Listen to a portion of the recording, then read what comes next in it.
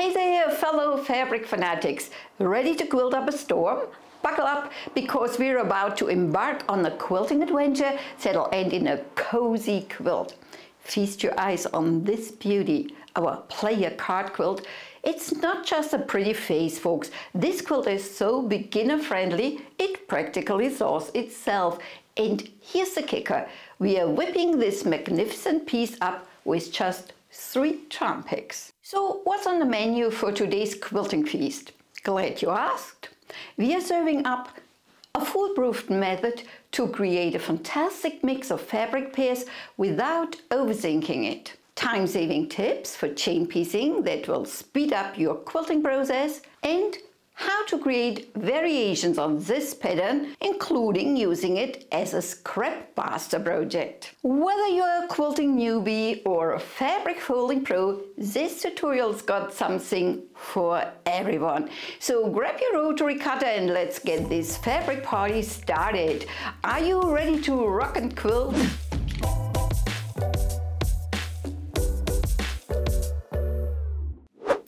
Let's gather our quilting arsenal. First up, our star players 3 charm packs. These little 5-inch squares of fabric goddess are a fantastic fabric creation of your favorite designer. They come pre-cut, which means less work for us. Hooray for lazy quilters, I mean efficient quilters. For our beginner buddies out there, choosing fabrics can feel like trying to solve a Rubik's Cube blindfolded. But fear not, here's a foolproof method. Grab your 3 charm packs from your favorite collection.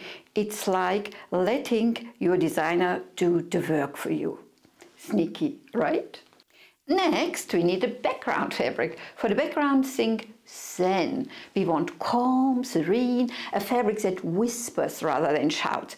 It should play nice with your charm packs. Could be a solid, one of my spotted colors, a grunge, or any blender.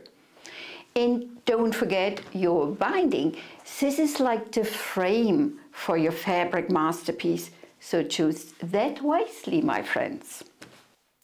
And we need a backing. And because this quilt is quite large, I chose to go with an extra wide backing, 108-inch wide, and picked this green border color print, which pairs nicely with my Olive View fabric line. We also have a couple of color suggestions for you. Want to walk on the dark side? Try a super dark background with earthy tones for the blocks. Or go polka dot crazy, because who said spots were just for Dalmatians? How about a rainbow explosion on white? It's like a color party and every fabric is invited. And for those of you who like to live dangerously, play with stripes. Horizontal, vertical, diagonal. Just remember, with great stripes comes great responsibility. So, whether you are a charm pack champion or a scrap fabric superhero, this is the quilt for you. So here we are on our cutting table. You can grab a couple of squares from your charm pack and split them just in halves. And as you can see, I built 2 identical stacks. And why I did that, I will explain later when it comes to pairing. And for you, my scrap busters, if you want to empty your scrap box, like I do now, I have already pressed some of my fabrics and layered them. And now my slot ruler comes in handy. Let me demonstrate how easy that works.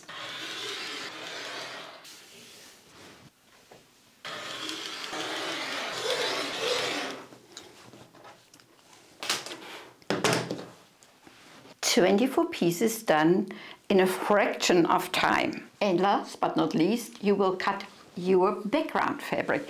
You will get this large piece from your shop, and you start with the outer border because these are the longest strips.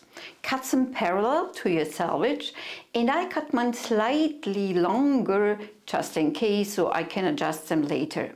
For all the measurements, go to our pattern. You will find it in the shop and the link is in the description box below. So the next point would be to start the inner border pieces, and then we have the horizontal sashing strips, which I also cut slightly longer just in case. Then I go to the vertical sashing strips, and the last step is to cut all those tiny little middle strips we want to use in our block units, and then we are done and can go to the sewing machine. Okay. There are three things I want to cover when we now start sewing. The first thing is the so-called scant 1/4 inch seam. What the heck is that? Especially new quilters are a little bit confused by this term. So that is the perfect 1/4 inch seam you need for our hobby.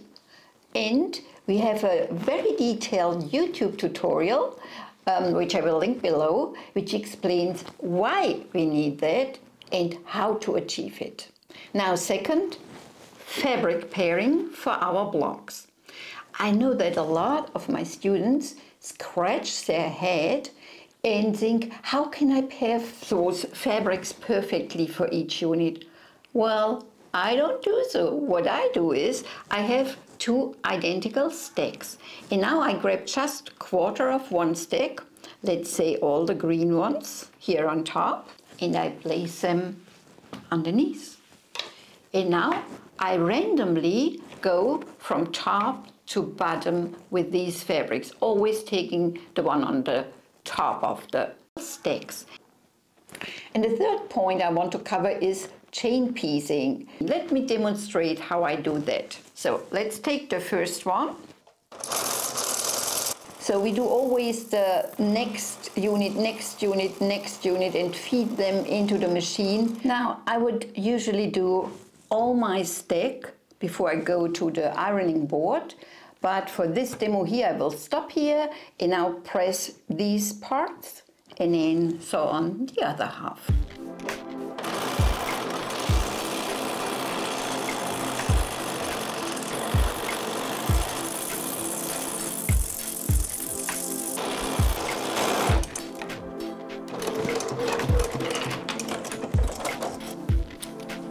So I make a break here, go to my ironing board and press them all neatly, and then I will tackle the complete stack and see you later on my design wall again.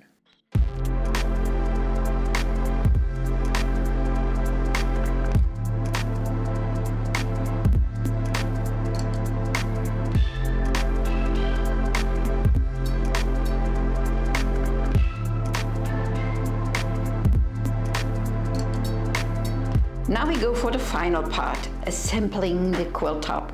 We are going to play a game of quilt Tetris on your design wall. Lay out all of your units, snap a pic with your phone, and voila! You've got yourself a bird's eye view of your masterpiece in progress. Word to the wise. Keep those background-like rectangles which blend nearly in away from the edges. We don't want our quilt looking like it lost a fight and ended up with a missing tooth. All right, fabric fanatics. Now that you've got everything laid out on your design wall with those snazzy vertical sashing strips in between, it's time to sew all those blocks and sashings into rows. It's like putting together a puzzle, but way more fun.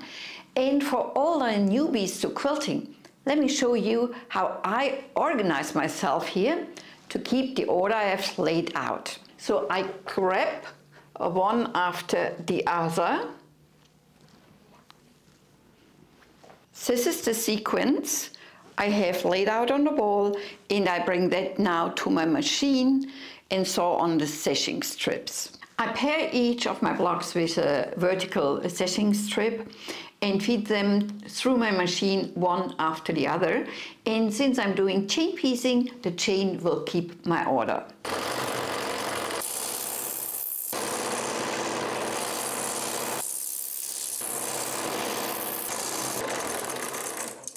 Now I have this chain, and I just snip the chain through and then place them onto each other to have the order back again.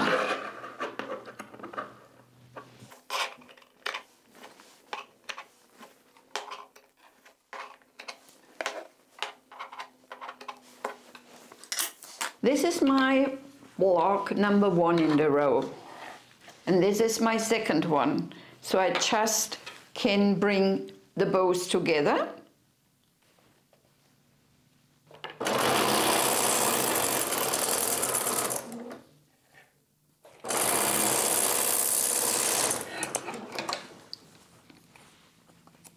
Flip it open, add number 3, and so on.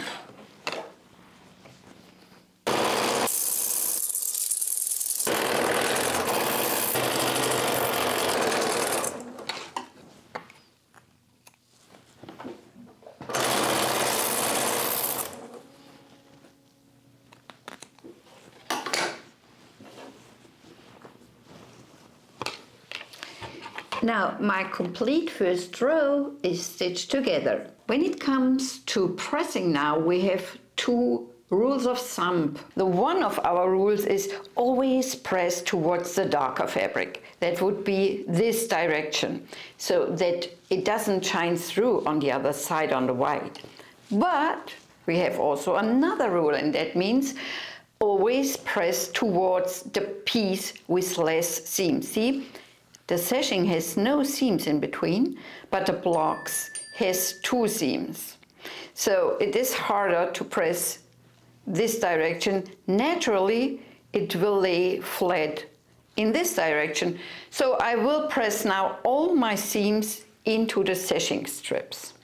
Like that, no matter if the sashing is lighter than the neighbored fabric.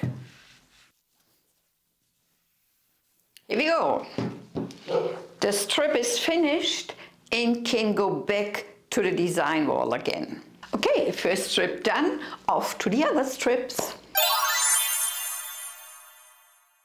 Next up, we're bringing in the horizontal sashing strips. We've cut these a smidge longer so we can adjust them to fit your quilt perfectly.